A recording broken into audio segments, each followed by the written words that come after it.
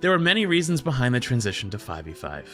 And when we launched Overwatch 2, we talked about the greater individual agency that players could have in 5v5.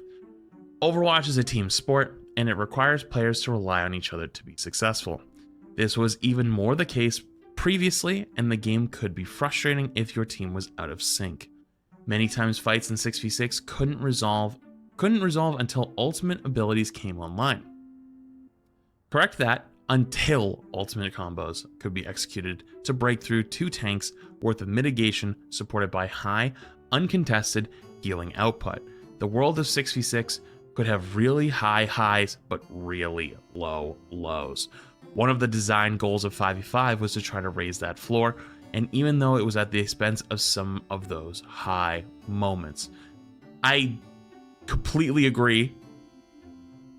However, I do think there's something to be said about one of the biggest game types for that was 2CP.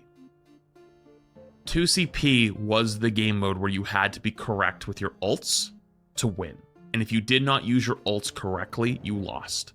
And that was why typically really good teams capped both points with 3 minutes left, and teams that were struggling would cap in overtime. The reason they would cap in overtime is because teams would play for overtime spawns and have ults online, and it was basically just a ult building simulator.